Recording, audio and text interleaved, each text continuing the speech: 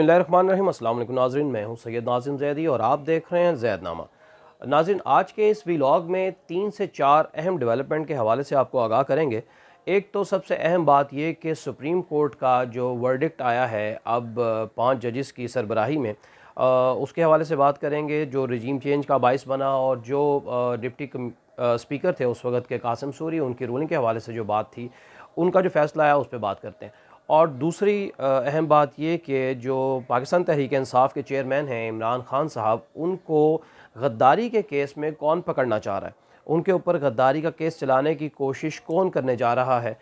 इसके हवाले से भी बात करेंगे। और तीसरी अहम बात ये कि जो पंजाब के 20 हलके हैं उसमें कौन सुरखरू होने जा रहा है और कौन मार्का ये मारने जा रहा है और लोटों का क्या बनने जा रहा है, इसके हवाले से बात करेंगे। नाज़रीन, हर दफ़ा की तरह आपसे गुजारिश है कि जिसने अभी तक चैनल को सब्सक्राइब नहीं किया, चैनल को सब्सक्राइब कर लें और बेल आइकॉन को प्रेस कर लें ताकि हर आने वाला वीलॉग जो है वो आप तक बर वक्त पहुँच सके। तो नाज़रीन, इस वीलॉग का बाकायदा आगाज़ करते हैं और आपको बताते चलें कि सुप्रीम कोर्ट ने जो फ़ैसला दिया है उसको बुनियाद बनाकर ये हुकूमत क्या करने जा रही है। अब जो सुप्रीम कोर्ट का जो फ़ैसला आया है उसमें 5 जजेस की जो सरबराही में फ़ैसला आया है उसमें उन्होंने ये कहा है कि किसी किस्म के शवाहिद साजिश के तो मौजूद नहीं हैं, नज़र नहीं आए। इस पर इमरान खान साहब ने अपने कल के जलसे में ये बात भी कही और उन्होंने अफसोस का इजहार किया कि सुप्रीम कोर्ट की जानिब से इस किस्म का फ़ैसला आना जो है वो बड़ा तकलीफ़ दह बात है। अब इस चीज़ को बुनियाद बनाते हुए जो दूसरी मैंने आपसे बात कही थी वो ये कि जो वज़ीर दाखिला हैं राना सनाउल्लाह, वो इस वक्त ये चाह रहे हैं कि वो किसी किस्म का गद्दारी का केस जो है इमरान खान पे बनाया जाए और उनको वो गिरफ़्तार करने की कोशिश में लगे हुए हैं। अब ये किस हद तक कोशिश कामयाब होती है, वो ये कर पाते हैं या नहीं कर पाते, क्योंकि अभी जो 2 दिन रह गए हैं इलेक्शन में, उनकी ये कोशिश है कि इससे पहले किसी चीज़ को बुनियाद बनाकर इमरान खान साहब को गिरफ़्तार कर लिया जाए, क्योंकि और तो कोई हरबा उनके कारगर साबित नहीं हुआ। और बड़ी हिम्मत की, बड़ी कोशिश की कि किसी तरीके से पीटीआई को जो है वो दबाया जा सके या इमरान खान के हवाले से कोई बात ऐसी सामने आए कि उन पर कोई ना कोई मुकदमा ऐसा बनाया जाए कि उनको पकड़ के नज़रबंद किया जा सके कम अज़ कम, लेकिन कोई ऐसी चीज़ उनको ना मिल सकी। अब जो राना सनाउल्लाह हैं वो ये चाह रहे हैं कि कोई मुकदमा ऐसा बनाया जाए जिसमें गद्दारी की जो शिक हैं, गद्दारी की जो दफ़ात हैं वो उसमें लगें और इमरान खान को किसी तरीके से नज़रबंद किया जा सके। अब ये इस हुकूमत का मकसद किस हद तक कामयाब होता है ये आज या कल पता चल जाएगा। और तीसरी बात ये कि जो 20 हलकों का इस वक्त इलेक्शन होने जा रहा है इतवार को, उसमें सिर्फ एक दिन बीच का रह गया है, आज जैसे कि जुमा है और इलेक्शन कमीशन के मुताबिक 2 रोज़ पहले जो कैंपेन है उसको ख़त्म कर दिया जाना चाहिए। तो आज जो है वो लास्ट डे है इस कैंपेन का और अब फर्दर जो है कल से ये कैंपेन बंद होगी और परसों जो है वो इलेक्शन है। लेकिन ये हुकूमत इस कदर बुखलाहट का शिकार है कि ये किसी ना किसी तरीके से ऐसे हरबे इस्तेमाल करने की कोशिश कर रही है कि पीटीआई को दबाया जा सके, इमरान खान को किसी तरह से काबू किया जा सके। और लेकिन अभी इनको कोई ऐसी चीज़ इनके हाथ नहीं लगी कि ये किसी तरीके से कप्तान को दबा सकें। लिहाजा देखना ये है कि जो अब ये 20 हलकों का इलेक्शन है इसमें कौन सी पार्टी बाजी लेने जा रही है। जैसा कि सर्वेस हो रहे हैं और सर्वेस ये बता रहे हैं कि पीटीआई का पलड़ा इस वक्त भारी है। जो जलसे अवाम पिछले 1 महीने से देखती चली आ रही है और एक एक दिन में कप्तान 2-2 जलसे कर रहे हैं और जो जिसको मैनेज करना भी शायद दूसरी पार्टीज़ के लिए इंतहाई मुश्किल होता है, लेकिन वो एक दिन में 2 जलसे और एक जलसा करके दूसरे जलसे में जाते हैं तो वहाँ पर आवाम की तादाद पिछले जलसे से और ज़्यादा हो जाती है। तो इस चीज़ को मैनेज करना आम तौर पे पार्टीज़ के लिए मुमकिन नहीं होता। तो इससे ये बात साबित होती है कि जो इमरान खान की मकबूलियत है वो अवाम में इस कदर बढ़ चुकी है कि अवाम को किसी तरीके से गाड़ियों में भर के, बसों में भर के या किसी किस्म का लालच देकर लाने की कोशिश की ज़रूरत नहीं है। और अवाम खुद ब खुद जो है वो इमरान खान की आवाज़ पर लब्बैक कहते नज़र आ रहे हैं और वो हर जलसे में, ख़्वाह बारिश हो, आंधी हो, तूफ़ान हो, कुछ हो, लेकिन अवाम वहाँ पर ढेरों नज़र आते हैं, अवाम जो है वो अनगिनत नज़र आते हैं। अब इसी तरह अगर हम जो आज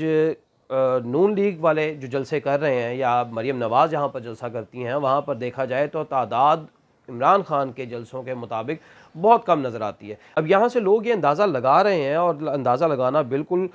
मुश्किल नहीं है कि जो 20 हलकों का इलेक्शन होने जा रहा है उसमें तहरीक इंसाफ को बरतरी वाज़ह नज़र आ रही है, क्योंकि अवाम जिस हलके में भी इलेक्शन है वहाँ पर जब जलसा किया जाता है तो अवाम ढेरों की तादाद में इमरान खान के जलसे में नज़र आती है, और वहीं पे नून लीग वाले जब जलसा करते हैं तो अवाम उस कदर दिखाई नहीं देती। हालांकि नून लीग इस वक्त अपनी जो सरकारी मशीनरी है उसका बेदरेग इस्तेमाल कर रही है। अभी पिछले हमने जलसे में देखा कि जहां पर मरीम नवाज़ ने जलसा करना था वहां बारिश हो गई, और उस पानी को निकालने के लिए, वहां पर कुर्सियां लगाने के लिए, वहां पर सफाई सुथराई का निज़ाम बेहतर करने के लिए कि अवाम वहां पर आ सकें, मशीनरी का इस्तेमाल किया गया, सरकारी मशीनरी का इस्तेमाल किया गया, और उसके बावजूद भी वो जलसा इमरान खान के जो जलसे हैं वहाँ तक पहुँचता दिखाई नहीं देता। इसका मतलब ये है कि अवाम जो है वो भी इस इम्पोर्टेड हुकूमत को मानने के लिए तैयार नहीं है, और वो अब उनको एक मौका मिल रहा है। अब ये बड़ा बेहतरीन मौका है कि 20 हलकों का जो इलेक्शन है ये अब एक और रिजीम चेंज का अमल है। अब ये जो रजीम इस वक्त चल रही है इसको चेंज करने के लिए ये एक गेम चेंजर पॉइंट आया है कि जिस पे अवाम अगर बाहर निकलें और अपनी मर्ज़ी से वोट जिस पार्टी को भी वो देना चाहते हैं वो दें। अब ये जो 20 हलके हैं इसमें से तहरीक इंसाफ की कोशिश ये होनी चाहिए, और यकीनन होगी भी, कि वो यहाँ पर 13 से 14 सीट्स जो हैं कम अज़ कम ले, क्योंकि 13 सीट्स जो हैं वो तहरीक इंसाफ को चाहिए पंजाब में हुकूमत बनाने के लिए, और टोटल 186 सीट्स दरकार हैं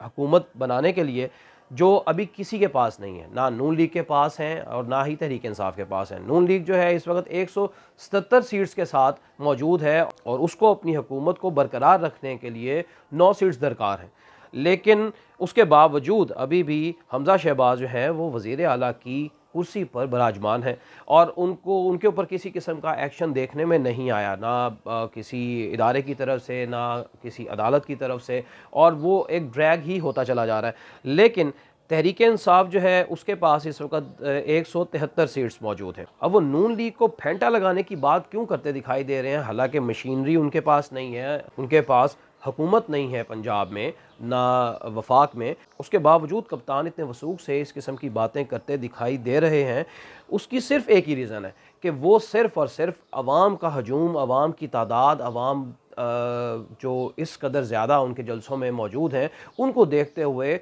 कप्तान का जो एतमाद है वो बहुत ज़्यादा बढ़ता चला जा रहा है। और ये जो मार्का होने जा रहा है 17 जुलाई को पंजाब में, ये